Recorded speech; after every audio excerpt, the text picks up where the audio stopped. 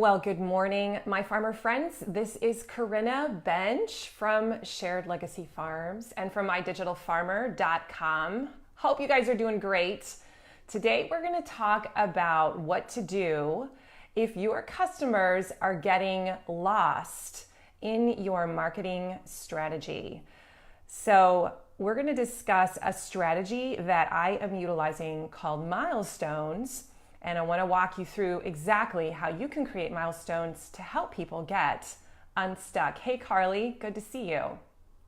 I wanted to start out with a couple stories actually, that are going to help really illustrate this point. My husband and I were driving to Chicago with our kids a few months ago, and I was at the wheel. And this is not always a good idea because I'm a little bit directionally challenged. And my husband is forever frustrated. I can't remember which way is north on our farm. I have a really hard time with that. And I know you guys are laughing, but it's just how I am.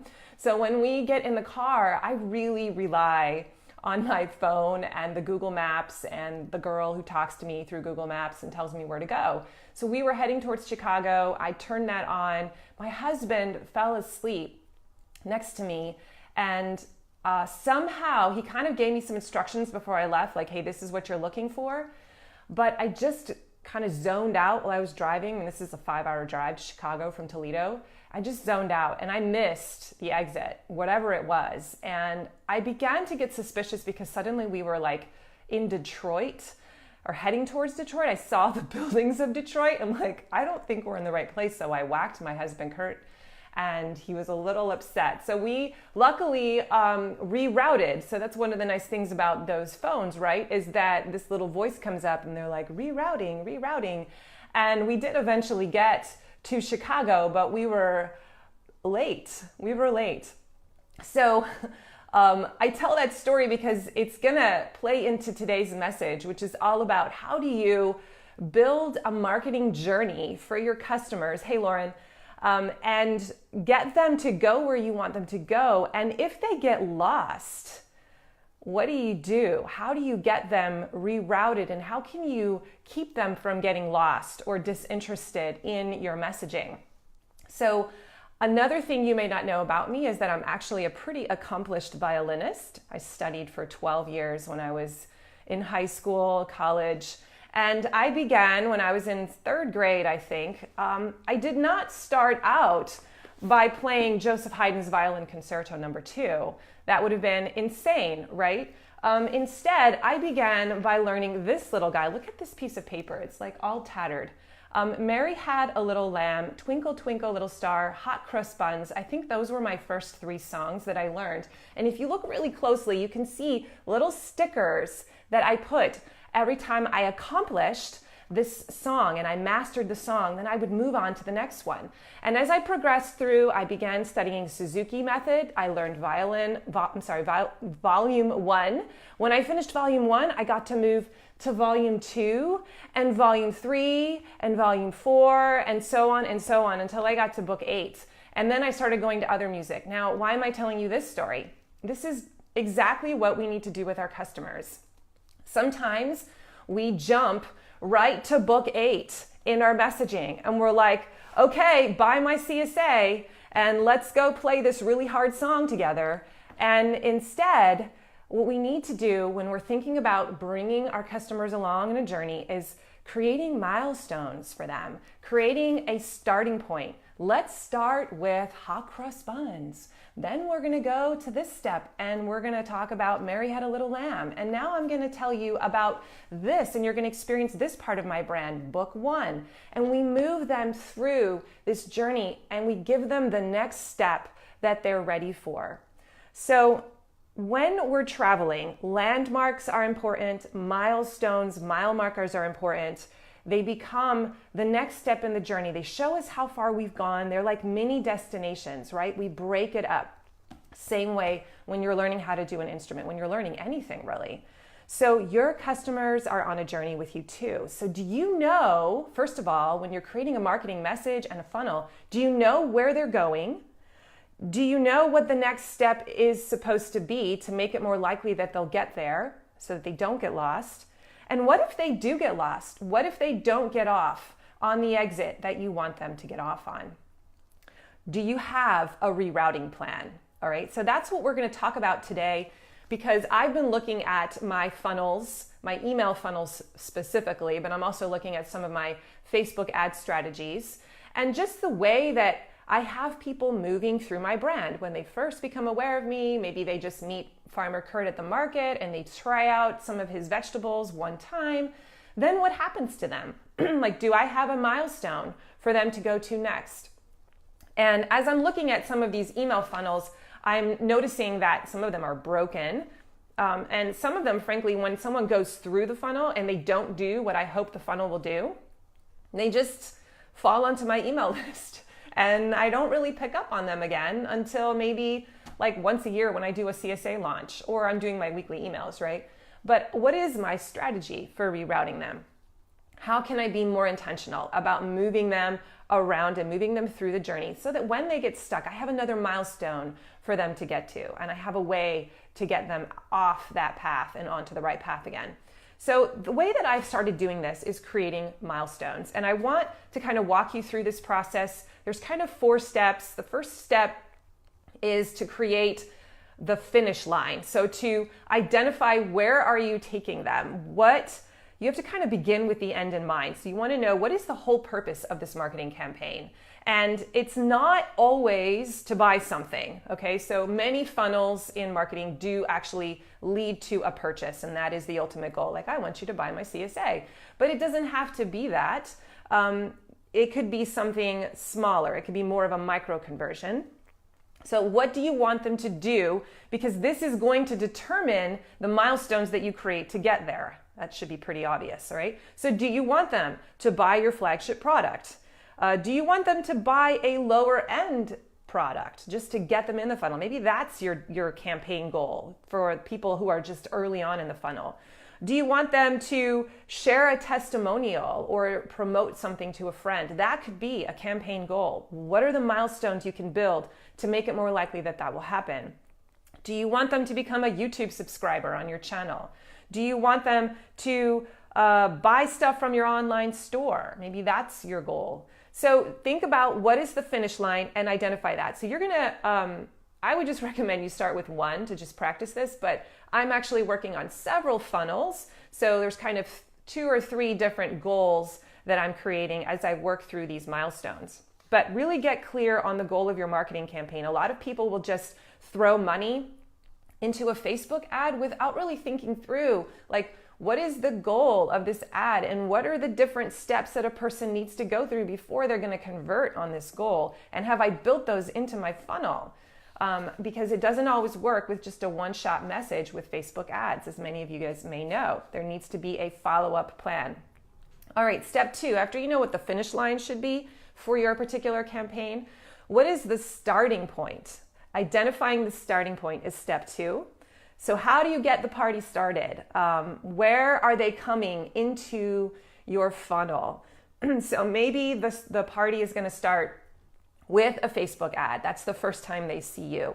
Maybe it's going to be word of mouth. Someone talked about you. And if that's how someone first enters, then you're going to have a different order of milestones for that kind of a person. Maybe they saw you at the market and they tried out a bunch of your carrots and now you want to move them down further into a product later on. So they're not going to need to go through that milestone if they've already gone through it. You don't need to put that in front of them again. Maybe it's they saw a video of you on Facebook and that was their first impression of you. What needs to happen next? Okay. So where do they start in the funnel? Because everything that happens afterwards is predicated on where they start. And there isn't necessarily a one-stop shop, a one-stop funnel for every single person. There's a little bit of customization that can happen to personalize it for people depending on where they come in. So that's step 2, is identifying the starting point. Step 3 is the milestones. And this is the fun part for me, where I get to brainstorm and really think through the milestones that I want to take them through. And the question that I ask myself for this is, what is the critical path that these people need to go down? Okay, there's a lot of stuff that I could give them if I'm a content marketer to try and warm them up? What's the critical path? What are the milestones as we're heading to Chicago that I need to make sure I don't miss? Like this interchange of interstates, I cannot screw that up or I'm going to head to Detroit, okay?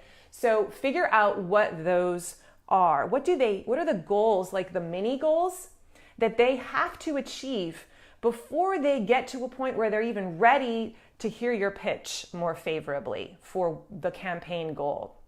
Okay, so for example, I'm going to talk about like the CSA. I want to try and get more people to buy my CSA. That may not be your campaign goal. That may not be your finish line, but I'm just going to show you how this might work. So I want my customers, as one of the milestones, I want my customers to watch that video, the 3-part video series that I have. Is CSA right for you? I either want them to watch that or download the lead magnet where it goes through the same information.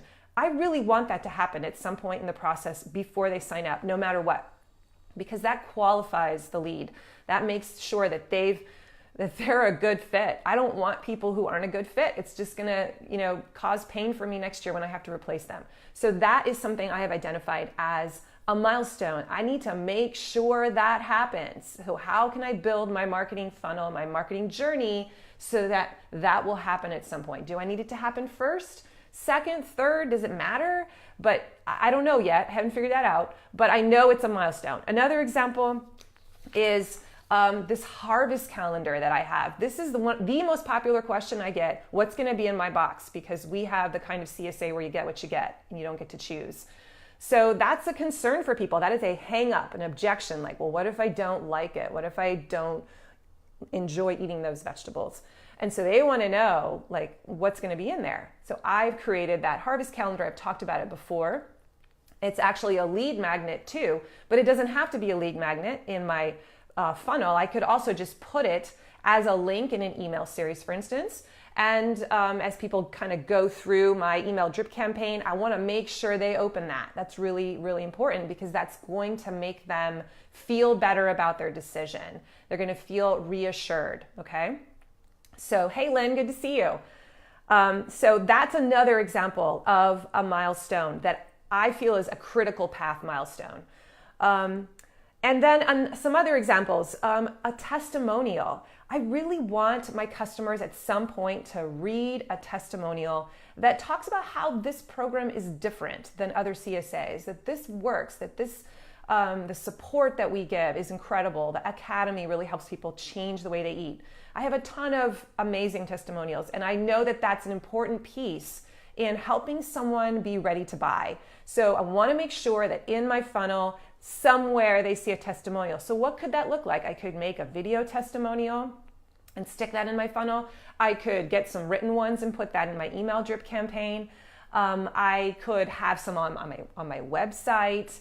I could have a testimonial challenge. I could create ways for my CSA members to promote and talk about it to other people. So what that makes me then think about, okay, what does that look like? How do I build that into my funnel? But I know that I want a testimonial somewhere in there, okay? And that becomes another example of a milestone. A few other quick examples. You might want them to buy a trial product first. Maybe that's something that you know is going to be a difference maker. Maybe you want to get them to your farm. I've heard that from a lot of farmers in my interviews that I've done with them, that they do really well with their CSA for the people who come to their farm to pick up, because that seems to be a major influence on whether they come back or not. And I know that we have actually discovered that if we can get people out to the farm for an open house or frankly any farm event, the likelihood that they'll return is much, much higher. Now, if I know that to be true, why wouldn't I make that a huge, huge priority to try and get people to come out here so that they'll want to purchase or stay? Okay, so that could be a milestone that you want to try and have in your funnel. Maybe they have to watch a particular video, or you want them to open an email drip campaign. Maybe you want them to join your Facebook group so that they'll get warmed up if you have an open Facebook group. So those are just some examples of milestones. They're going to be different depending on what your finish line looks like. But all of these are examples of different milestones. And what I did is I literally just sat down and I started brainstorming them, and I put little boxes around them. There's way too many here. I can't have this many, but it's just kind of a way for me to get started. And then I'm going to map them all out onto a giant piece of paper as I kind of think through, okay, if this is the path that I want them to go through, then how do I build the machine so that the odds are pretty good that they'll go through these things?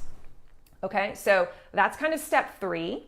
And finally, step 4 is also very important. It's contingency plan, right? These are the things that live in between your milestones that help people get back onto the funnel. Because you want to make sure that people don't get abandoned, right? What if they download a lead magnet, they go through your nice little drip campaign, and they don't buy?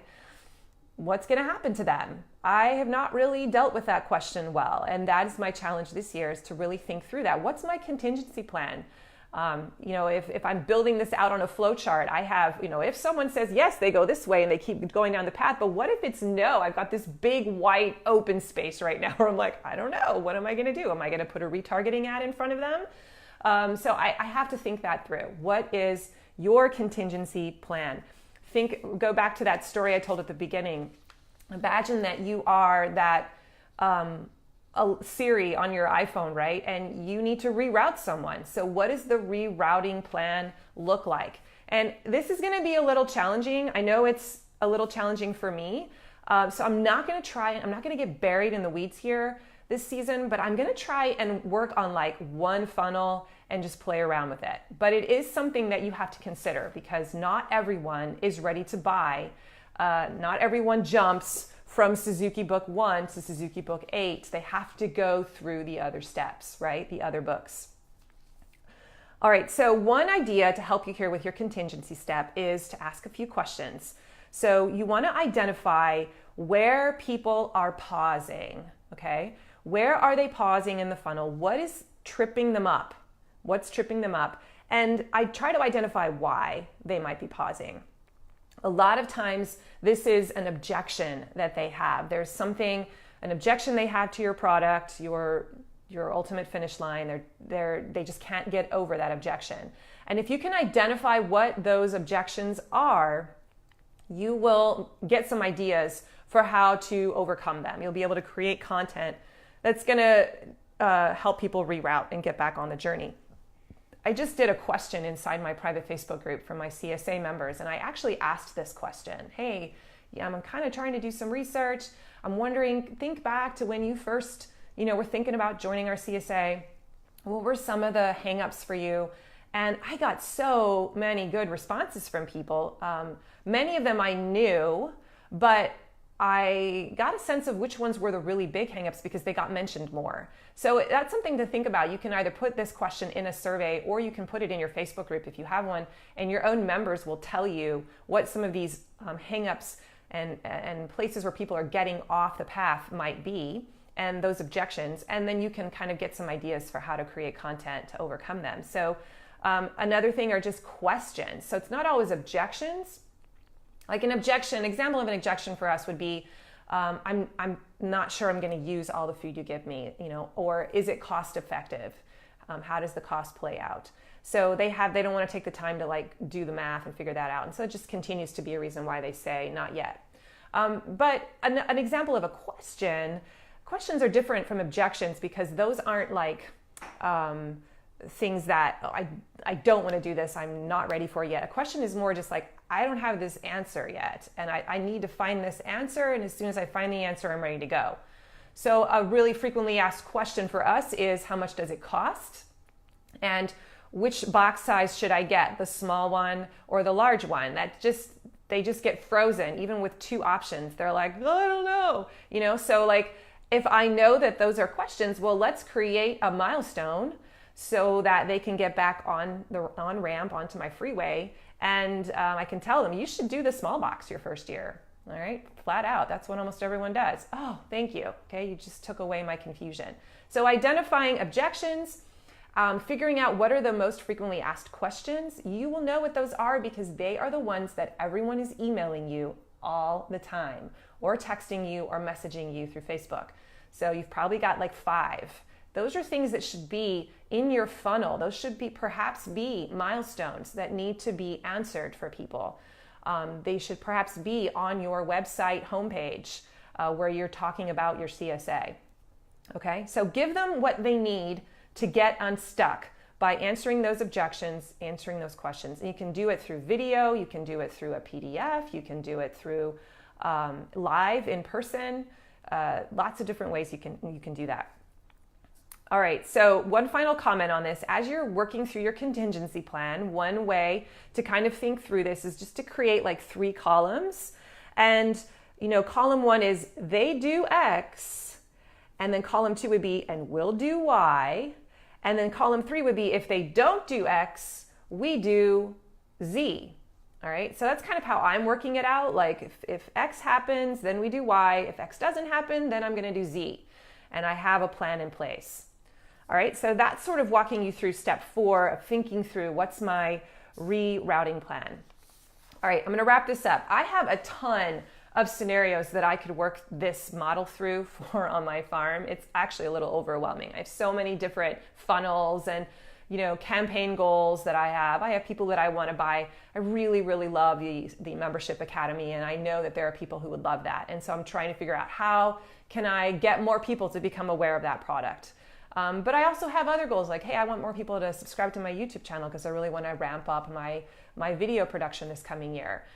So they're not always, the finish line isn't always to buy something. But as I look at all these different goals that I have, it's easy to get overwhelmed and say, I can't do them all. And you're right, you can't do them all. So I would recommend you just pick 1. In my case, I'm going to pick 2. And I'm going to really try to do this process and figure out what are the milestones for the 2 most important funnels in your business, the ones that are going to make you the most money potentially. So for us, it's going to be really looking at this CSA funnel that I've created and what's happening to those people that say no. I just want to get clear about a process for them. And then my second funnel that I feel like has the biggest potential is really figuring out how do I upsell my current customer base into our online store more.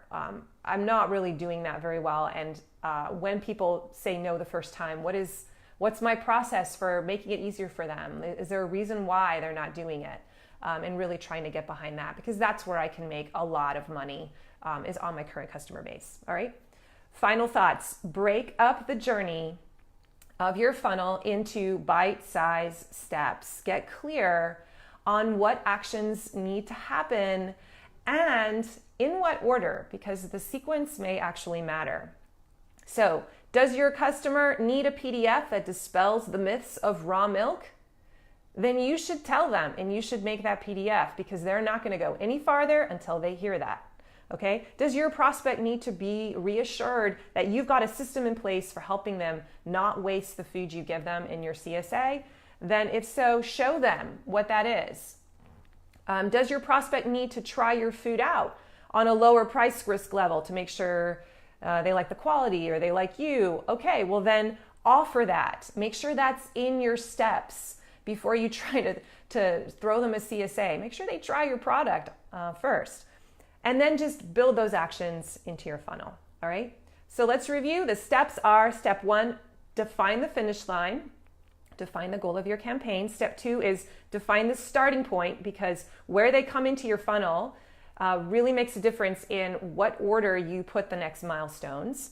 Step 3 is determine what your milestones will be. What steps do they need to go through specifically, the really mission critical ones, to get to the finish line. And then step 4 is come up with a contingency plan for your most important funnel. So what two or three things can you have ready to execute in case they miss their exit, or in case they just weren't ready the first time to get off? All right. I hope that was helpful. I want to encourage you to take some time in the next month to review one of your funnels and walk through this process. If you guys found this information helpful, give me a like or share a question that you might have, and I will get back to you in the comments below. If you're watching this on YouTube for the first time, thank you for checking us out. Please subscribe, hit the bell, and you'll be notified of future videos as they appear. Thanks so much, guys. Have a great week. Bye, Lynn. Bye, everyone else. Bye, Carly.